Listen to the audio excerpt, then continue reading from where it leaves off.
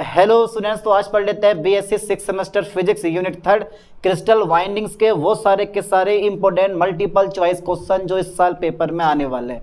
Only 20 MCQ और हमारी पूरी की पूरी यूनिट फिनिश। सारे के सारे क्वेश्चन मोस्टली इंपॉर्टेंट है, तो छोड़ना एक भी क्वेश्चन नहीं है। और जिसने थ्योरी नहीं पढ़ी है भैया, इस चैप्टर की थोड़ी बहुत थ्योरी पढ़ लो, क्योंकि सारे के सारे एमसीक्यू वो थ्योरी से निकालेगा। जरूरी नहीं कि जो क्वेश्चन आपके मॉडल में है वही क्वेश्चन पेपर में आए, ठीक है, क्योंकि बनाने वाले ने थ्योरी जरूर पढ़ी होगी, तो थ्योरी से कहीं से भी वो क्वेश्चन दे सकता है आपको, ठीक है। चलिए साहब मैं स्टार्ट कर देता हूँ यूनिट 3 क्रिस्टल वाइंडिंग्स। ठीक है, बहुत बढ़िया। देखो अधिकांश क्वेश्चन इसमें आने वाले हैं। आपने पढ़ा होगा 12th क्लास केमिस्ट्री का चैप्टर फर्स्ट सॉलिड स्टेट। अच्छा, पढ़ा है नहीं पढ़ा है? जिसने 12th क्लास पास किया है उसने पक्का पढ़ा होगा यार सॉलिड स्टेट केमिस्ट्री में। अच्छा ठीक है, पढ़ा है।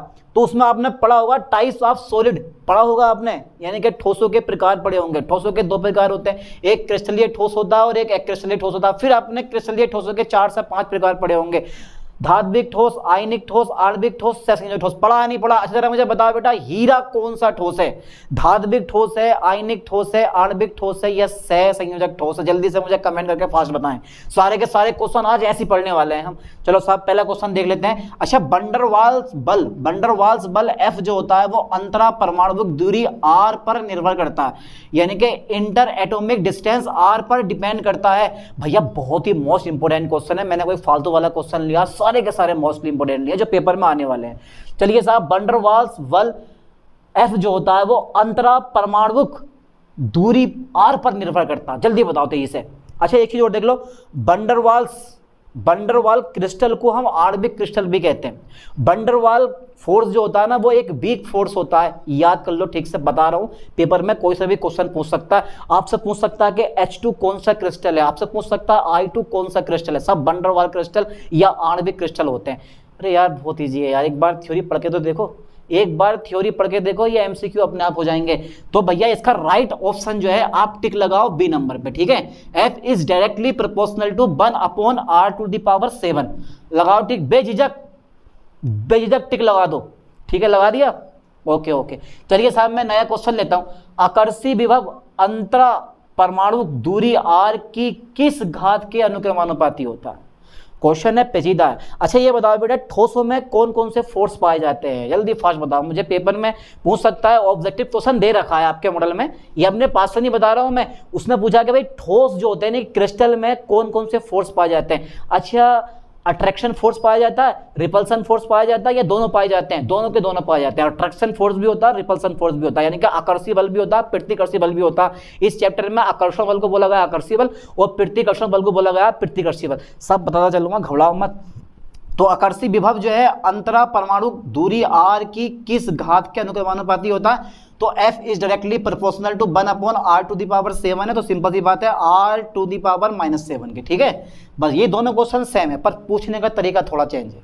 चलिए साहब नया क्वेश्चन लेता हूं। प्रतिकर्षी विभव देखो आ गया, प्रतिकर्षी विभव r पर निर्भर करता है। प्रतिकर्षी विभव r क्या है? यहाँ अंतरा परमाणु दूरी, ठीक है, अंतरा परमाणुक दूरी है। क्या है बेटा? यानी कि इसको ऐसे ही बोल देते हैं, अंतरा परमाणविक दूरी भी बोल देते हैं, कोई दिक्कत नहीं है। तो प्रतिकर्षी विभव r पर निर्भर करता है। कैसे निर्भर करता है? तो ये मत सोचना कि सर मुझे ऑप्शन ये वाला भी इसमें लग रहा है तो ये भी वाला बिल्कुल राइट ऑप्शन होगा। बता, ये प्रतिकर्षी विभव है या आकर्षी विभव है? तो यहाँ पर मेरे पास राइट ऑप्शन कौन सा? सी नंबर है, r⁻⁻12 पर डिपेंड करता है, ठीक है। ओ भैया फंस गए हैं, डरो मत, अभी जरा आएंगे क्वेश्चन, अभी तो ये छोटे मोटे क्वेश्चन आ रहे हैं हल्के हल्के। अच्छा बेटा ये बताओ, अक्रिय गैसों के क्रिस्टल पारदर्शी होते हैं। अच्छा मुझे अक्रिय गैसों के नाम बताओ आज, कौन कौन सी अक्रिय गैसें होती हैं? केमिस्ट्री में पहुंच जाओ, कोई दिक्कत नहीं है, पढ़ कर रहे हो केमिस्ट्री। अक्रिय गैसें कौन कौन सी होती हैं आपने पढ़ा होगा, शॉर्ट बताऊं तुम्हें। हीना, नीना और करीना, एक्स-रे रंगीन। हीना, नीना और करीना, एक्स-रे रंगीन, कितनी शानदार लाइन है, सबको याद होगी, बचपन में याद करी होगी। बचपन मतलब 12th क्लास में आपने याद करी होगी इस चीज़ को। तो आगे देखते हैं भैया, तो राइट ऑप्शन मेरे पास कौन सा होगा? अक्रिय गैसों के क्रिस्टल पारदर्शी होते हैं। दृश्य प्रकाश के लिए क्या दृश्य प्रकाश अक्रिय गैस का अगर आप क्रिस्टल बनाओगे ना, चलो मैंने माना कि आर्गन गैस का मैंने क्रिस्टल बना दिया, अब उसके अंदर मुझे दृश्य प्रकाश भेजना, क्या दृश्य प्रकाश आर पार हो जाएगा? जिस तरह से एक्सरे हमारे अंदर से आर पार हो जाती हैं, अरे भैया दृश्य प्रकाश हमारे अंदर से आर पार नहीं होता है, कभी भी ध्यान देना, पराबैंगनी प्रकाश हमारे अंदर से आर पार नहीं होता। प्रकाश पार कौन सा होता है? एक्सरे, जो आदमी ना एक्स किरणें बोलते हो भाई, अगर हड्डी फ्रैक्चर हो गई, दुकान में गए भागे भागे कि यार हमारा जो है एक्सरे कर दो, तो एक्सरे वो डालता है सामने से, पूरे की पूरी एक्स किरणें हमारी बॉडी के अंदर प्रवेश कर जाती हैं और जो फोटोग्राफ बनता है वो फोटोग्राफी प्लेट पर आ जाता है। वही तो होता है एक्सरे यार। अरे पढ़ो तो थोड़ा बहुत मजा आता है पढ़ने में। तो अक्रिय गैसों के क्रिस्टल पारदर्शी होते हैं, दृश्य प्रकाश के लिए नहीं होते हैं, पराबैंगनी प्रकाश के लिए नहीं होते हैं, बिल्कुल रोक देते हैं, जाम कर देते हैं, रास्ता बना देते हैं, बोले नहीं तुम आओगे नहीं जाओगे। हाँ, गामा किरणों के लिए बढ़िया होते हैं, गामा किरणें पार कर जाती हैं। गामा किरणें जो होती हैं बेटा वो पार कर जाती है क्योंकि इनकी भेदन क्षमता सबसे ज़्यादा होती है। पहले यूनिट में आपने पढ़ रखा है, इनकी भेदन क्षमता कैसी सबसे ज़्यादा होती है, इसके बाद बीटा कण आते हैं, उसके बाद अल्फा कण आते हैं। चलिए साहब आगे देखते हैं क्वेश्चन नया वाला। तो NaCl क्रिस्टल के लिए मेडुलुंग नियतांक है। मेडुलुंग नियतांक है भैया, जिसने थ्योरी पढ़ रखी है उसको तो पता होगा मेडुलुंग कांस्टेंट होता क्या। अच्छा बेटा क्या होगा जरा बताओ, एक लाइन याद कर लो। किसी आयन की इलेक्ट्रोस्टैटिक क्षमता को निर्धारित करता है कौन? मेडुलुंग कांस्टेंट। लिख लो साइड में, कहीं लिख लो साइड में, क्या करता है? किसी आयन की, ठीक है, इलेक्ट्रोस्टैटिक क्षमता को निर्धारित करता है। ओके, बस हो गया काम, लिख लो साइड में कहीं ना कहीं। तो NaCl क्रिस्टल के लिए मेडुलुंग नियतांक सब निकाल लिया जाता है। अब थ्योरी में पढ़ोगे ना तो पता चल जाएगा किस तरह से मेडुलुंग नियतांक NaCl के लिए निकाला जाता है। तो मेरे पास राइट ऑप्शन कौन सा है? 1.74756 कांस्टेंट है, तो सिंपल सी बात है, इसका मात्रक होगा या नहीं होगा? मैंने क्वेश्चन लिया, एक बिम्बीय क्रिस्टल जालक के लिए मेडुलुंग नियतांक है, एक बिम्बीय क्रिस्टल जालक के लिए मेडुलुंग नियतांक है। अरे यार साला एक बिम्बीय फंस गया, 1D फंस गया, 2D फंस गया, 3D फंस गया। पढ़ा होगा ना आपने 4th सेमेस्टर में फिजिक्स में, ना पढ़ा? पढ़ के देखो यार, पढ़ो तो थोड़ा बहुत तो कुछ तो पढ़ो यार। एक बिम्बीय क्रिस्टल जालक के लिए मेडुलुंग नियतांक है, A नंबर भी होता है बेटा, B नंबर भी होता है। मैं बता नहीं रहा हूँ उसके बारे में कुछ भी, ये याद ही कर लो, पेपर में आए समझ जाना कि A और B दोनों अधिकांश पता ही होना चाहिए आपको। पता है सब बच्चे लगभग A और B दोनों ही मार्क आएंगे। ऐसे क्वेश्चन जहाँ फंस गए ना A और B दोनों, तो स्पेशल कंडीशन में S ऑप्शन देता है जहाँ A और B राइट होते हैं। तो बेझिझक अगर मिल गया आपको उपर्युक्त सभी, टिक मार दो कि हाँ यही होगा। अगर मिल गया कुछ नहीं तो मार दो टिक कुछ नहीं है। और अगर तुम्हें मिल गया A और B दोनों, मार दो टिक A और B दोनों। स्पेशल कंडीशन में ये ऑप्शन मिलता है आपको, इसका मतलब है A और B दोनों क्या राइट ऑप्शन है, D नंबर है। तो एक बिम्बीय क्रिस्टल जालक के लिए मेडुलुंग नियतांक है A तथा B दोनों। ठीक है, चलिए साहब आगे क्वेश्चन देखता है। मेडुलुंग नियतांक का मात्रक है, जूल होता है, जूल मीटर पर कूलम स्क्वायर होता है, जूल मीटर पर कूलम होता है, या कुछ नहीं होता। अब आपका दिमाग चकरा गया होगा इन दोनों में कि यार इन दोनों में से कोई एक ऑप्शन होगा, इन दोनों में से कोई एक ऑप्शन होगा। अच्छा बताओ सही बता रहा हूँ गलत बता रहा हूँ? आपका दिमाग चकरा गया होगा और यही आपके दिमाग में होगा कि सर इन दोनों में से कोई ना कोई एक होगा। जब आप पेपर देने बैठोगे तो सोचोगे जरूर कुछ टाइम के लिए कि यार इस पे लगाऊं या इस पे लगाऊं, पर ऑप्शन नंबर डी क्या है मेरे पास करेक्ट है। ठीक है, मेडुलुंग नियतांक का मात्रक इनमें से कोई भी नहीं होता है। ठीक है, चलिए साहब आगे देखता हूं मैं। तो ऐसे ऐसे क्वेश्चन बहुत आते हैं यार पेपर में, और पक्का जितने भी क्वेश्चन आएंगे ना 10 से 12 क्वेश्चन आपके इस चैप्टर के 10 से 12 क्वेश्चन आए या 8 से 10 क्वेश्चन आए, कोई दिक्कत नहीं है। वो तो आपके क्वेश्चन पर डिपेंड करेगा कितने क्वेश्चन आपके पेपर में आएंगे, 75 आएंगे या 100 क्वेश्चन आएंगे, उस पर डिपेंड करेगा कितने क्वेश्चन आपके आने। यही 20 MCQ पढ़ लो बढ़िया करके, इसमें से फंसेगा, कोई क्वेश्चन बाहर से नहीं आने वाला। चलिए साहब, किसी क्रिस्टल के प्रत्येक परमाणु की औसत ऊर्जा होती है। बहुत बढ़िया, बहुत अच्छा क्वेश्चन है। तो ज़्यादा मैं थ्योरी पे बहस करने वाला हूँ नहीं, क्योंकि थ्योरी आप लोगों ने पढ़ी नहीं है। ठीक है, तो मुझे ऐसा लगेगा जैसे भैंस के आगे बीन बजाना। अगर रियलिटी में हर एक पॉइंट को लेके आप हर एक टॉपिक को लेकर थ्योरी पढ़ोगे तो मजा आएगा पढ़ने में। आगे देखते हैं ज़रा। तो किसी क्रिस्टल में प्रत्येक परमाणु की औसत ऊर्जा होती है, क्या होती है? 1/2 kT, kT 3/2 kT और 3 × kT। जल्दी बताओ बेटा। तो बेझिझक 3 kT पे आंसर लगा दो। ठीक है, ध्यान देना, इसमें का एक दो क्वेश्चन में आगे भी लूंगा अभी, पर ध्यान देना किसी क्रिस्टल में प्रत्येक परमाणु की औसत ऊर्जा होती है। प्रत्येक परमाणु की। अरे क्रिस्टल में कितने परमाणु होते हैं भाई? गिने हैं आप लोगों ने? गिने हैं आप लोगों ने? कहते नहीं है कि भाई जिस तरह से बाल यानी कि सिर के बाल नहीं गिने जा सकते, वैसे भैया किसी भी एटम के अंदर परमाणुओं की संख्या गणना करना बहुत मुश्किल काम है। पर इतना है कि 1 मोल में परमाणु की संख्या इतनी होती है तो 10 मोल में कितनी होगी? अनगिनत परमाणु होते हैं, बहुत सारे परमाणु होते हैं। ठीक है, तो यहाँ मेरे पास एक परमाणु की औसत ऊर्जा होती है। कितनी होती है? 3 kT होती है। याद कर लो ठीक से। ठीक है, याद कर लो कि किसी क्रिस्टल में प्रत्येक परमाणु की औसत ऊर्जा होती है 3 kT होती है। अब तो याद हो गया होगा, तो यहाँ तक का स्क्रीनशॉट ले लो और 8 क्वेश्चन हमारे यहाँ तक हो गए। जल्दी फास्ट। तो क्वेश्चन हमारे 8 हो गए और क्वेश्चन नंबर देख लेते हैं। अब देखो ज़रा ध्यान से, वंडर वाल्स बल है। अच्छा ये बताओ बेटे, वंडर वाल्स बल प्रबल होता है या दुर्बल होता है? तो पता होना चाहिए बेचारा। वंडर वाल्स बल पता कैसे लगता है? जब कभी आप धूल में बाहर निकलते हो तो धूल जो होती है वो आपके कपड़ों पे क्या होती है, चिपक जाती है। अब जैसे कपड़े को झाड़ोगे धूल तुरंत हट जाएगी। तो वो जो धूल कपड़े से चिपकी है ना, वो वंडर वाल बल द्वारा चिपकी है। तो इतना मजबूत नहीं होता, टिकाऊ नहीं होता, कैसा होता, थोड़ा सा कमज़ोर होता है बेचारा, कम खाता पीता है ये। यानी कि वंडर वाल बल है क्या चीज़? कठोर बल है। अरे यार क्या बात है, अधिक कठोर बल है, निर्बल बल है, इनमें से कोई नहीं। तो बेटा राइट ऑप्शन जो मेरे पास है वो कौन सा बल है? निर्बल बल है। आपने पढ़ा होगा बीएससी फर्स्ट सेमेस्टर में वंडर वाल फोर्सेस, पढ़ लेना, बड़ा मजा आता पढ़ने में।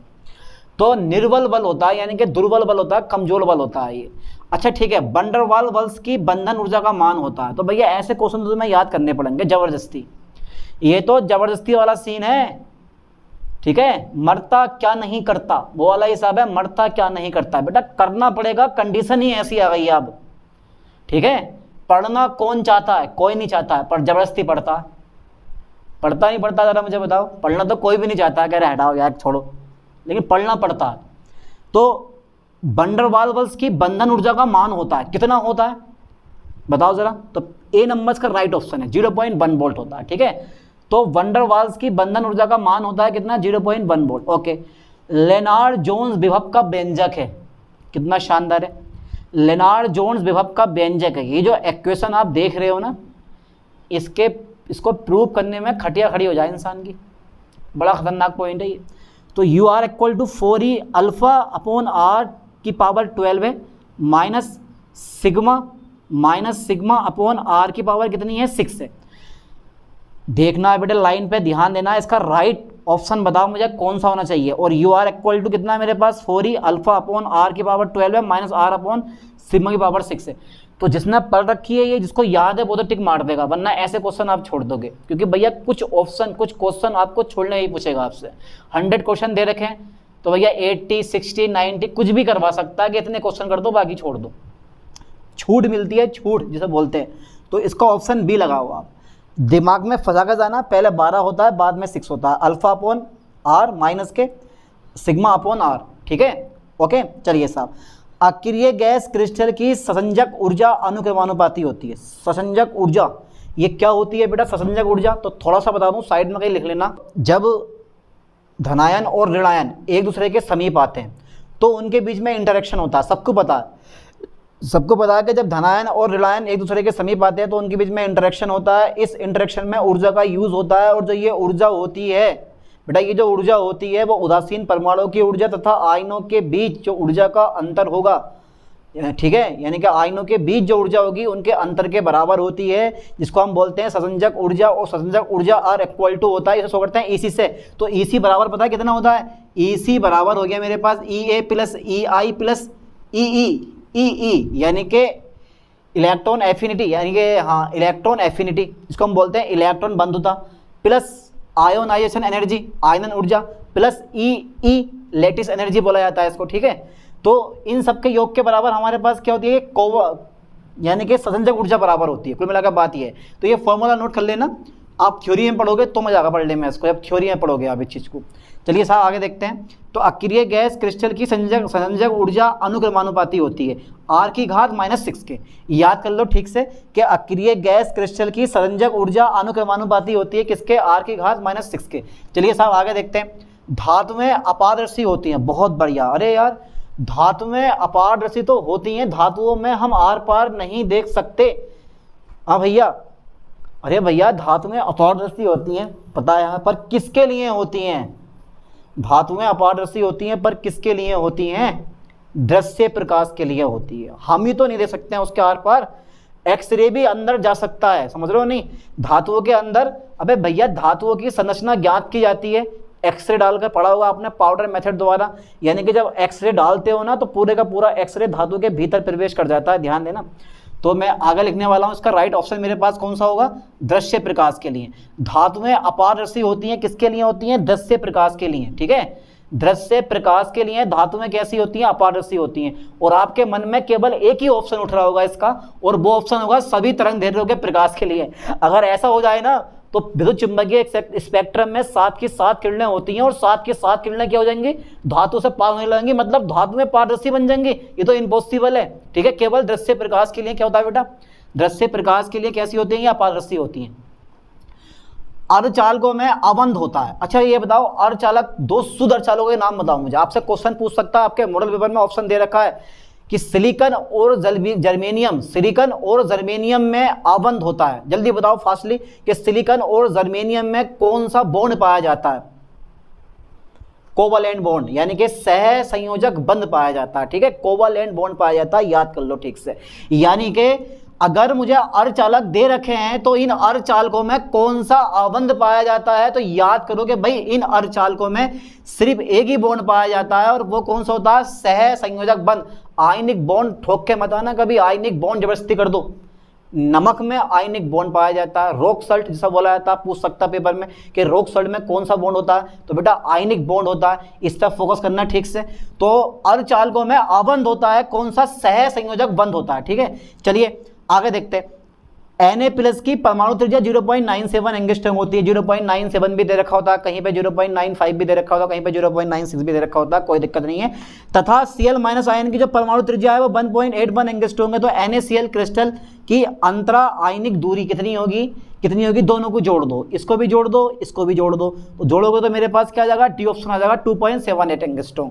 बताना बहुत जरूरी है, समझो आप इस चीज को। ठीक है, वंडरवाल क्रिस्टल है, जल्दी बताओ बेटा वंडरवाल क्रिस्टल कौन सा होगा। देखो वंडरवाल फोर्स कहाँ पाया जाता है, पता होना चाहिए आपको। जब वंडरवाल फोर्स होता है वो कहाँ पाया जाता है, तो उदासीन परमाणुओं के बीच में या उदासीन अणुओं के बीच में, जब वो एक दूसरे के पास पास होते हैं तो वंडर फोर्स लगता है, वंडरवाल फोर्स लगता है। समझ में आ रहा है ना। यानी कि कोई भी दो उदासीन परमाणु, जैसे आर्गन आर्गन उदासीन परमाणु है, इन पर कोई चार्ज नहीं होता है। जब ये दो पास पास स्थित होते हैं, इतनी पास पास के उससे ज्यादा पास आएंगे नहीं, तो उनके बीच में जो फोर्स लगेगा वही हमारा क्या होगा, वंडरवाल फोर्स होगा। अरे पढ़ा यार आपने बढ़िया करके, आप क्या बताऊं इसके बारे में। तो वंडरवाल क्रिस्टल है, कौन सा है, तांबा। अरे भैया तांबा धात्विक क्रिस्टल होता है यार, भैया तांबा धातु है यार। बर्फ, अरे बर्फ में कौन सा बॉन्ड पाया जाता है, बर्फ का फॉर्मूला क्या होता है, H2O होता है। तो बर्फ में H2O होता है, तो ये हाइड्रोजन बॉन्डेड होता है, हाइड्रोजन बॉन्डेड क्रिस्टल होता है ये। नमक आयनिक क्रिस्टल होता है। तो बचा मेरे पास कौन सा, आर्गन। आर्गन क्या बेटे, अक्रिय गैस होती है, तो सिंपल सी बात है, इस पर कोई चार्ज नहीं होगा, तो यहाँ वंडरवाल फोर्स पाया जाएगा, यानी कि वंडरवाल क्रिस्टल कहलाएगा कौन सा, आर्गन। कितने ऑप्शन, कितने क्वेश्चन हो गए मेरे पास, मेरे पास कुल 16 क्वेश्चन हो गए। यहाँ तक का स्क्रीनशॉट लें, इसके बाद देखते हैं फिर जल्दी। चलिए साहब होगा यहाँ तक 16 क्वेश्चन। अब 17वां क्वेश्चन चेक कर लेते हैं। ध्यान देना बेटे 17वें क्वेश्चन पे, बर्फ में कौन सा अबंध होता है। बर्फ का सबने यूज करा होगा। अच्छा ये बताओ बेटे, जब मैं बर्फ के टुकड़े को हथेली पर रखूंगा तो हीट का ट्रांसफर हथेली से बर्फ में होगा या बर्फ से हथेली में होगा। जल्दी फास्टली मुझे कमेंट करके बताएं, मैं देखता हूं कि कितनी नॉलेज आप लोगों को। चलिए साहब, बर्फ में कौन सा अबंध होता है, तो राइट ऑप्शन एक ही होता है, हाइड्रोजन अबंध। ये नहीं पूछूंगा क्योंकि ये तो तुम बता दोगे आराम से, पता होगा सबको कि बर्फ में कौन सा बॉन्ड पाया जाता है, हाइड्रोजन बॉन्ड पाया जाता है। चलिए साहब आगे देखते हैं। HF2 क्रिस्टल है तो हाइड्रोजन, क्योंकि फ्लोरीन क्या है, हाईली इलेक्ट्रोनेगेटिव एलिमेंट होता है, तो सिंपल सी बात है हाइड्रोजन के साथ में क्या कर लेगा, बॉन्ड बना लेगा। कौन सा, हाइड्रोजन बॉन्ड बना लेगा। तो HF2 क्रिस्टल है, धात्विक क्रिस्टल है, आयनिक क्रिस्टल है, आणविक क्रिस्टल है, हाइड्रोजन अबंधित क्रिस्टल है। तो राइट ऑप्शन कौन सा, ज्यादा डिस्कस करने वाला हूं नहीं मैं इस क्वेश्चन पे, तो हाइड्रोजन अबंधित क्रिस्टल होता है कौन सा, hydrogen fluoride. Okay yes right. संयोजकता इलेक्ट्रॉन भाग नहीं लेते हैं, ऐसा कौन सा क्रिस्टल है जिसमें वैलेंस इलेक्ट्रॉन भाग नहीं लेते हैं। आयनिक क्रिस्टल, अरे भैया NaCl के बीच में वैलेंस इलेक्ट्रॉन भाग लेते हैं। सहसंयोजक क्रिस्टल में जब सहसंयोजक बॉन्ड बनता है तो वैलेंस शेल के इलेक्ट्रॉन भाग लेते हैं। धात्विक अबंध जिंदा इलेक्ट्रॉन भाग लेते हैं, क्योंकि इसमें तो इलेक्ट्रॉनों का दरिया होता है। आणविक अबंध में, अरे भैया ये बढ़िया, यहाँ ये से राइट ऑप्शन। आणविक अबंध में इसको आप वंडरवाल्स, आणविक अबंध मतलब वंडरवाल क्रिस्टल ही बोला जाता है इसको। ठीक है, वंडरवाल क्रिस्टल तो सिंपल सी बात है, वो जो होता है वो अक्रिय गैसों या बोल सकते हैं उसको हम उदासीन परमाणु या अणुओं के बीच में लगता है वंडरवाल फोर्सेस।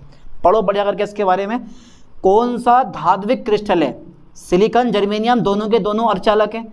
नमक, अरे यार नमक लग रहा है, नमक तो हमारा आयनिक क्रिस्टल होता है, आयनिक क्रिस्टल होता है नमक, तो नमक हमारा आयनिक क्रिस्टल होता है। अब एक क्वेश्चन और मैं आपसे पूछता हूँ, आप दिमाग लगाना कि जो मेरे पास ठोस नमक होता है विद्युत धारा का कुचालक होता है, यानी कि ठोस नमक में विद्युत धारा प्रवाहित नहीं होती, लेकिन अगर नमक का जलीय विलयन होगा तो विद्युत धारा प्रवाहित होती है।